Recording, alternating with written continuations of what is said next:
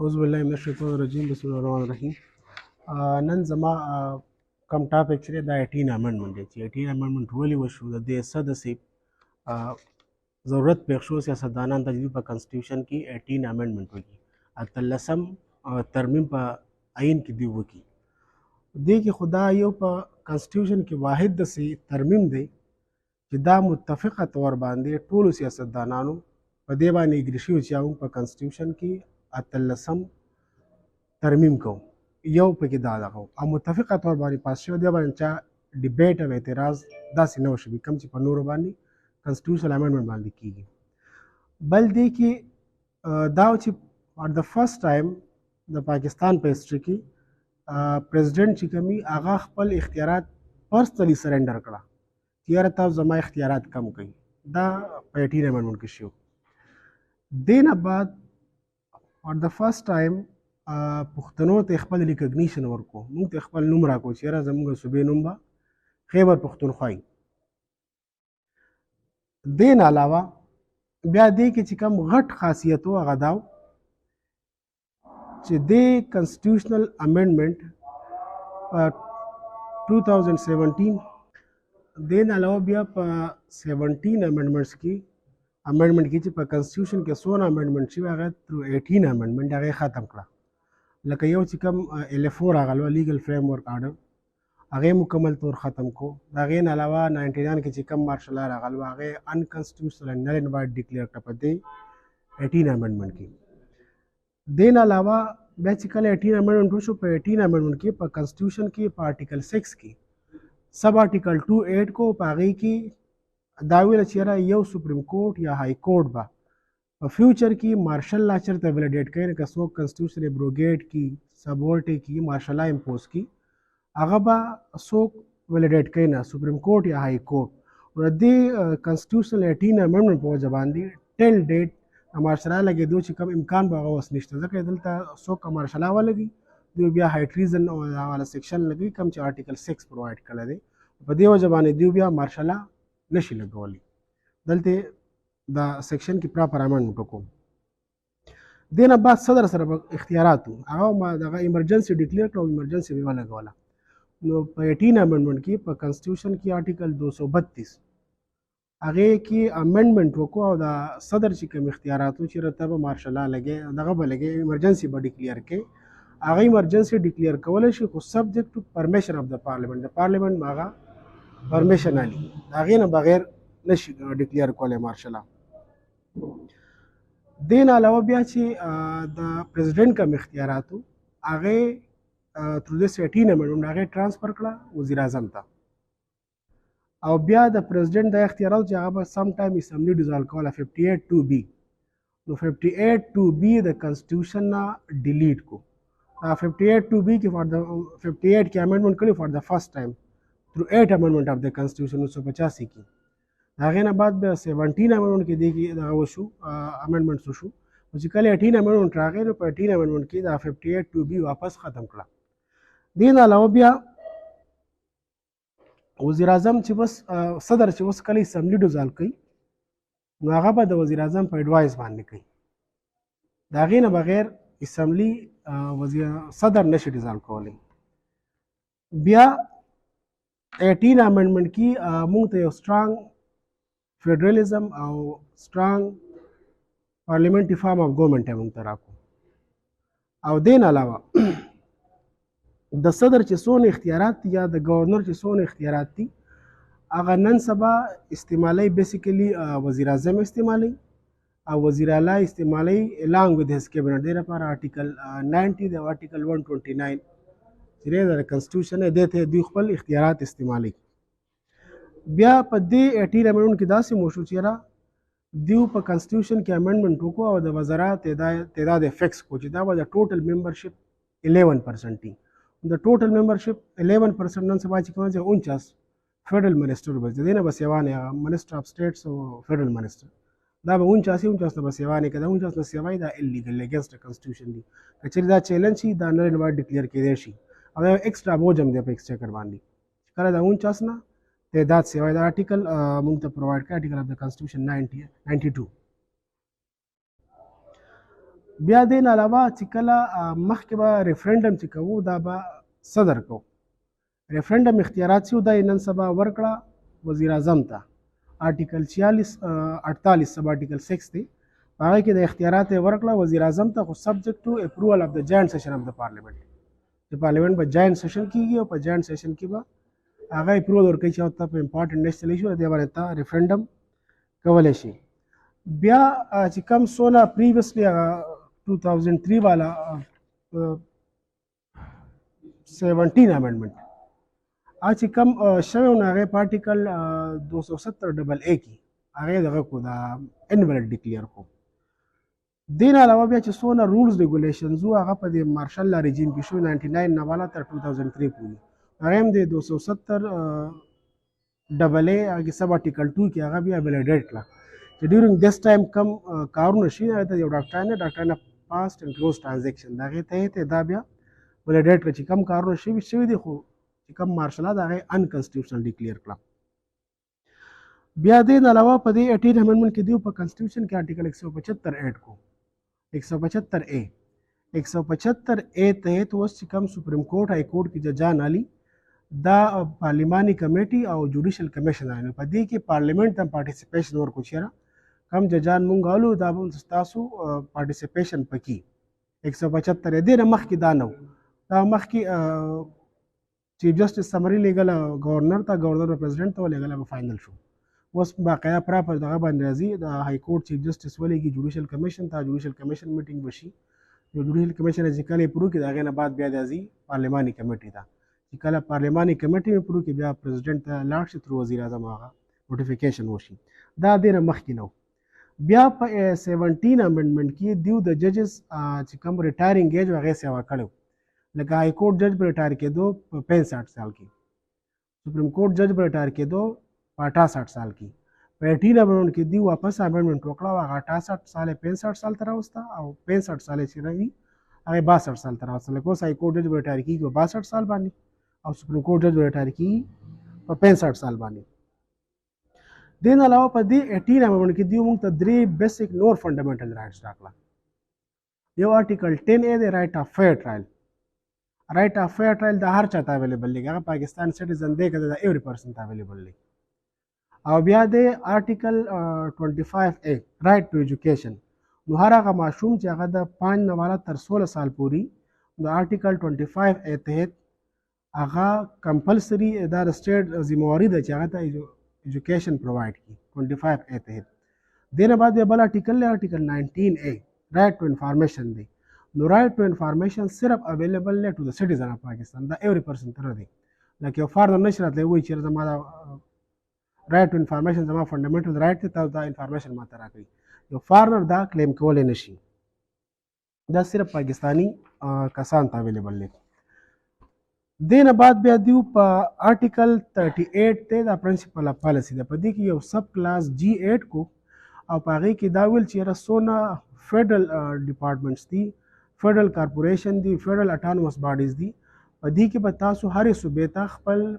په امپلایمنټ کې هرې صوبې ته خپل شیر ورکړئ لکه مخکې چې د کم ځای نه څوک وه دغه نه خو به هرې صوبې ته باقاعده نمایندګي په تاسو ورکوئ د پرنسپل اف پالیسي تحت دې نه بعد بیا دیو آرټیکل 142 دی په آرټیکل 70 د سب آرټیکل 4 دی په کنسټیټیوشن کې یو فیډرل لیجسلیټیو لیسټ یو کنکرنٹ لیسټ نو آرټیکل 70 سب آرټیکل 4 ته دیو د کنسټیټیوشن نه د کنکرنٹ لیسټ شو دایتي اومیټ کو چې کله کنکرنٹ لیسټ اومیټ شو صرف لیجسلیټیو لیسټ پاتې شو نو فیډرل لیجسلیټیو لیسټ د فیډرل لیجسلیټیو لیسټ نه صرف پارلیمنٹ لیجسلیشن کولی شي بیا چې په هغه کې کم میټر نه وي په فیډرل لیجسلیټیو لیسټ کې نو هغه بیا د پروینشل ګورنمنټ اختیارات دي هغه په دې کې لیجسلیشن کولی شي لکه یو داسې میټر راغی چې هغه په فیډرل لیجسلیټیو لیسټ کې نشته نو پروینس اتورایز دی چې د هغې متعلق لیجسلیشن وکړي او چې کم میټر په فیډرل لیجسلیټیو لیسټ کې د هغې متعلق پروینشل اسمبلی دا لیجسلیشن نشي کولی دې نه بعد بیا په آرټیکل 142 کې یو داسې دغه ورکړو دا پرمیشن چې کریمینل لا او قانون شهادت په دې متعلق پروینشل ګورنمنټ او فیډرل ګورنمنټ لیجسلیشن کولی شي لکه زموږ سره په الډي په فیلډ کې نیب لا شته، نیب آرډیننس چې کوم 1999 والا. د هغې نه بعد کله چې کې پی کې ګورنمنټ راغی د پی ټی آی والا، نو دیو احتساب ایکټ چې و هغه پروملګیټ کو چې یاره دا احتساب نه به ایکټ 2014 والا دیو ځان له یو نیب آرډیننس شو هغه د احتساب ایکټ و. بیا هغه های کورټ کې چیلنج و چې یاره زموږ سره دغه شته یو نیب ایکټ شته، نو پروینشل لا ته جوړولو ضرورت نشته. هغه ریټ په دې ګراوند باندې خارج کو چې یاره په کنسټیټیوشن کې 142 کې پروینشل ګورنمنټ د اختیارات ورکړل شوي دي چې په کریمینل لا کې او په قانون شهادت کې هر یو صوبه لیجسلیشن کولی شي نو هغه رټې خارج کړو او کوم پروینشل احتساب ایکټ چې و هغه انټیکټ وساتو. دې نه علاوه بیا چې کوم دغه زموږ سره راځي د نیچرل ریسورسز دي. فار د فرست ټایم په کنسټیټیوشن کې آرټیکل 172 کې سب آرټیکل 3 ایډ شو او په هغې کې دا وایي چې څونه نیچرل ګیس دی او آیل دی، د دې چې څونه هغه انکم راځي نو دې کې به د پروینشل ګورنمنټ ایکول حصې چې کوم ځای کې هلته نه پروډیوس کېږي، که ګیس کم ځای کې دغه ویلي یا یې د سوی ګیس والی نو کومه صوبه کې چې هغې ته به دا میلاویږي، یا د ګیس یا د پټرولیم دا ټریټوریل واټر کې نو په دې کې هم هغه کم ټریټوریل واټر چې هغه صوبې ته نږدې د هغې په جورسټیکشن کې راځي نو هغو سره به هم هغې له ایکول شیر ورکوي، فیډرل ګورنمنټ والا ورکوي. بیا دا ټریټوریل دغه چې دی دا د پروینشل ګورنمنټ د 12 ناټیکل مایلز پورې دی. ناټیکل مایلز که ودن 12 ناټیکل مایلز وي نو هغه پورې د صوبې جورسټیکشن دی هغه له به شیر ورکوي، که 12 نه سیوا شي 12 نه والا تر 200 پورې نو هغه بیا د فیډرل ګورنمنټ دی. بیا د 200 نه والا تر 350 پورې هغه بیا هم د فیډرل ګورنمنټ دی. دې لپاره یو یو این کنونشن دی او زموږ پروینشل زموږ د کې پی ګورنمنټ دا فیډرل ګورنمنټ یو ایکټ هم دی دې لپاره، نو هغه تحت دا بیا دیو کلیم کولی شي. او دې کې بیا بل څیز دا چې زموږ یو ایکټ دی منرلز ډیولپمنټ ګورنمنټ کنټرول ایکټ 1948 هغه ټیل ډیټ دیو امنډ کړی نه دی چې هرې صوبې ته خپل حصه میلاو شي په معدنیات کې، نو هغه کې امنډمنټ ضروري دی چې په کار دی کې دیو امنډمنټ وکړي. بیا د 172 سره آرټیکل 172 سب آرټیکل 3 د دې سره به د صوبې معاشي حالات ښه شي، خو که چېرته ورته خپله حصه هرې صوبې ته پراپر میلاو شي په نیچرل ریسورسز کې. بیا په د نیچرل آیل او په دغه باندې آیل باندې او ګیس باندې په دې باندې چې څونه فیډرل ایکسایز ډیوټي ده نو هغه به پروینشل ګورنمنټ ته ورکوي چې په کوم ځای نه هغه نیچرل سوی ګیس او پټرولیم آیل دا ریکور کیږي. دې لپاره هم په کنسټیټیوشن کې امنډمنټ وکړه او دا صوبې له پکې حصه ورکړه. دې نه بعد بیا راځي زموږ سره په کنسټیټیوشن کې په کوم 18 امنډمنټ کې ان اف سی ایوارډ چې آرټیکل 60 ان اف سی ایوارډ پکې انټروډیوس کو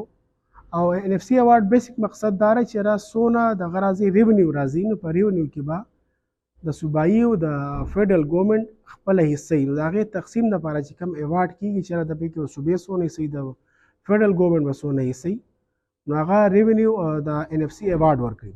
بیا ان اف سی ایوارډ چې کوم ریکمنډیشن وکړي نو دا پارلیمنټ بیا سینکشن ورکوي او چې کله سینکشن ورکوي نو هغه پریکټیکلی بیا امپلیمنټ کوي او که چېرې څه دغه پکې داسې راشي دا کنفلیکټ پکې راشي نو هغه کنفلیکټ هم بیا د جاینټ سیشن اف د پارلیمنټ چې هغه بیا ډیسایډ کوي. دې نه علاوه بیا زموږ سره دی کونسل اف کامن انټرست دا په 18 امنډمنټ کې پکې امنډمنټ شوی 153 آرټیکل دی دې لپاره او دې تحت په د فیډرل لیجسلیټیو لیست پارټ 2 کې چې څونه سبجیکټس دي او د هغې متعلق هغه ریګوریټ کول هغه چې څونه ډپارټمنټس پکې راځي یا هغه مونیټر کول هغې لپاره پالیسي جوړول دا د کونسل اف کامن انټرست دغه جورسټیکشن دی. بیا فردر امنډ شو فردر امنډمنټ پکې وشو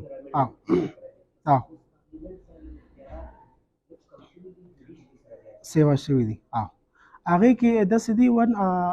آرټیکل 175 هغې کې سب آرټیکل 2 ایډ کړی دی. کله چې 18 امنډمنټ وشو نو په 18 امنډمنټ کې دیو دا چیلنج کو چې دا انکنسټیټیوشنل دی او دې کې تاسو د پارلیماني کمیټې سره اختیارات ډیر دي. هغه بیا ډیورینګ پینډنسي هغه سپریم کورټ ډایرکشن وکړو چې دې کې تاسو پراپر امنډمنټ وکړئ دا لا موږ فاینلی ډیسایډ کوو نه نو هغه دیو 18 امنډمنټ کې بیا آرټیکل 175 کې سب آرټیکل 12 دی که 10 دی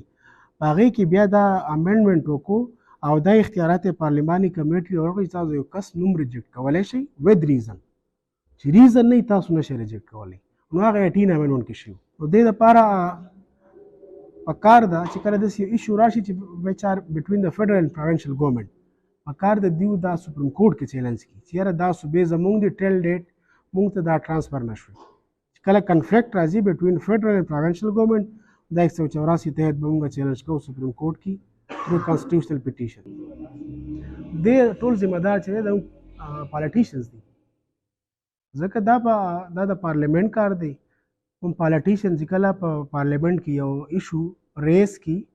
او د هغې د امپلیمنټیشن دپاره بیا د کونسل اف کامن انټرسټ دې نه علاوه داسې دغه د NFC ایوارډ هم پکې دی هغې د پریکټیکل چې کله امپلیمنټیشن وشي دا ډپارټمنټ په دلته راشي که څونه محکمې چې دي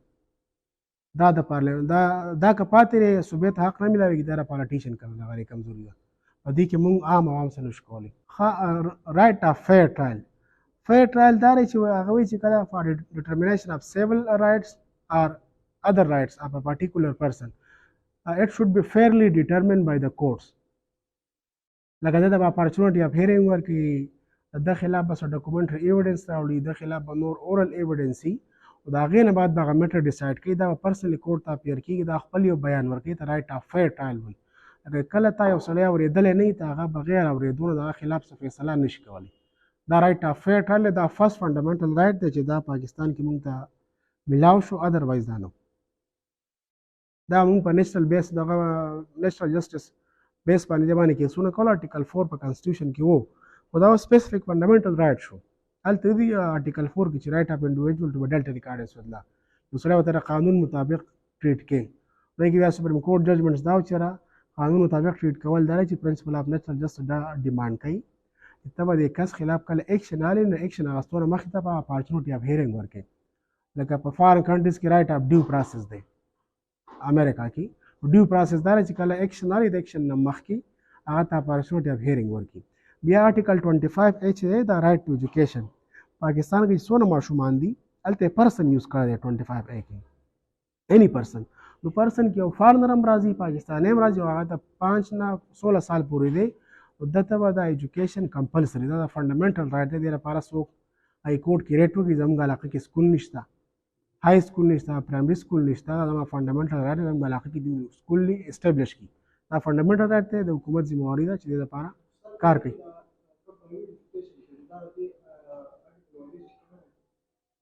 څنګه وایلیشن کې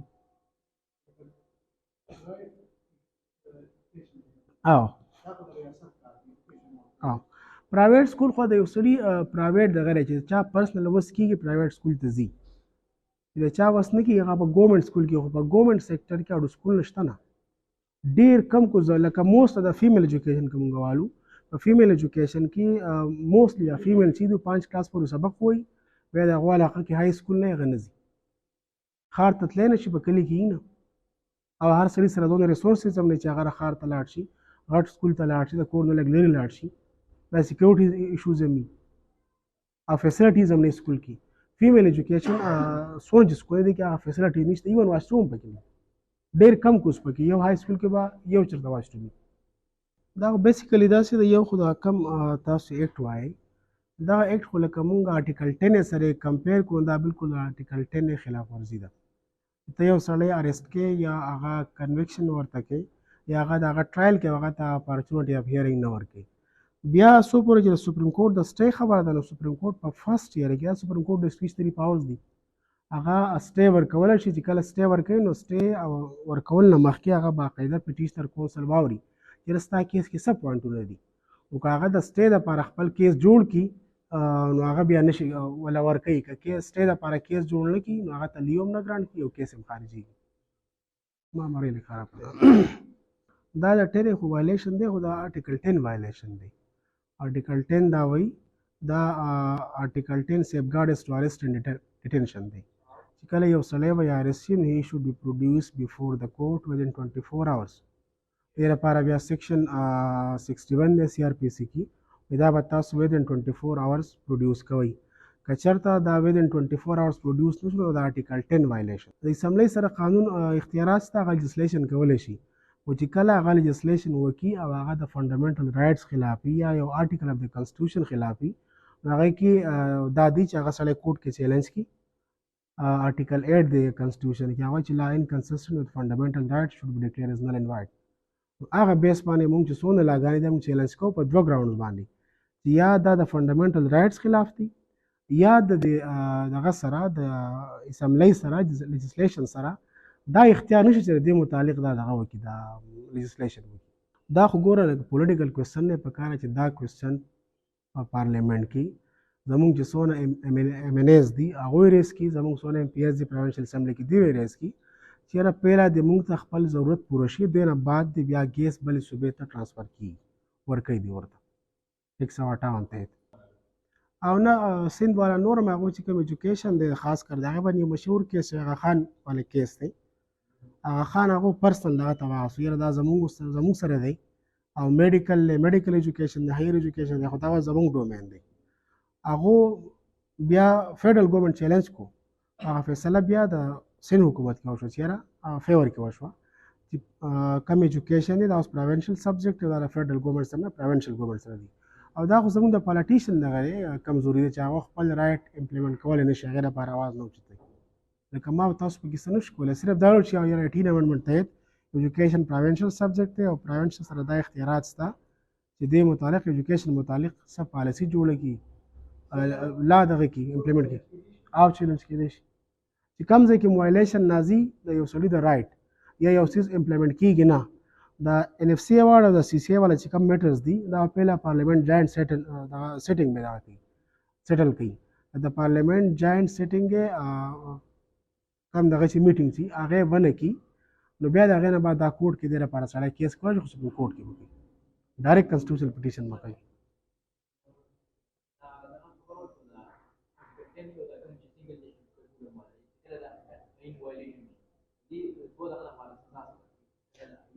دې لپاره څه سزا شته نه دې لپاره په کنسټیټیوشن کې څه دغه شته نه چې بیا ولته خامخا دغه کړي نو دا بیا موږ دا ویل شو چې یاره په هاي ټریزن کې راځي د کنسټیټیوشن چې څوک وایلیشن کوي هغه آرټیکل 6 دی هاي ټریزن دپاره د هغه کې راځي نو دونه هغې درکړه صرف وایلیشن یې کړی دی یو آرټیکل اف د کنسټیټیوشن هغه کې بیا نه راځي په لیګل سینس کې راځي څوک د کنسټیټیوشن وایلیشن کوي کله کېدی شي نو دا بیا عام کسان هم سپریم کوټ کې کولی شي یو تم تللی شي سپریم کوټ کیس کولی شي یاره زمونږ دا د دې صوبې دا د رایټس دي دا موږ ته راکوي 18 امنډمنټ نه بعد دا زموږ حقوق دي هغه تحت تاسو کیس کولی شئ عام اني کس دا د ریاست خلاف کېږي د فیډریشن خلاف فیډرل ګورنمنټ چې کوي بلکې بیسیکلي دا مونږ کوو د فیډریشن اف پاکستان خلاف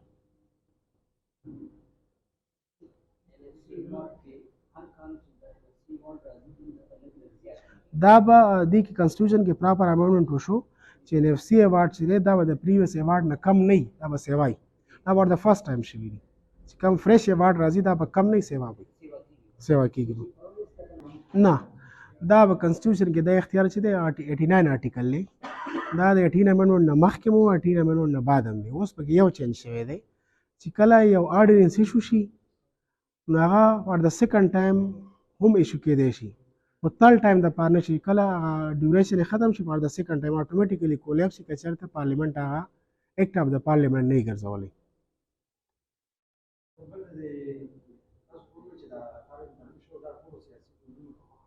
په خوښه باندې شوی یونانیمسلی او دا په پاکستان هسټري کې فار د فرست ټایم شوي دي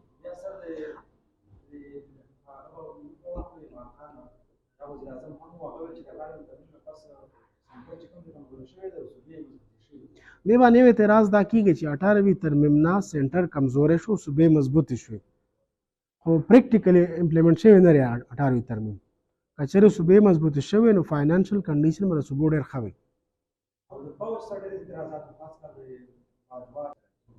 چې کوم امینډمنټ شوی و کله بټو چې بټو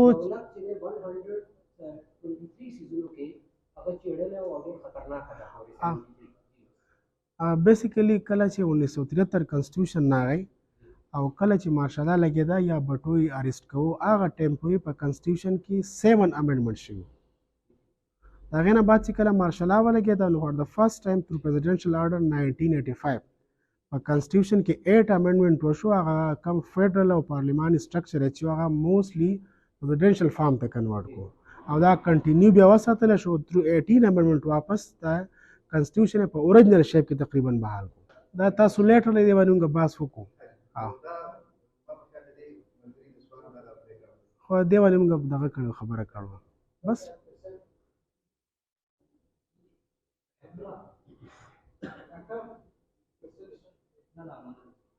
زه ډېره مهرباني درته کوم.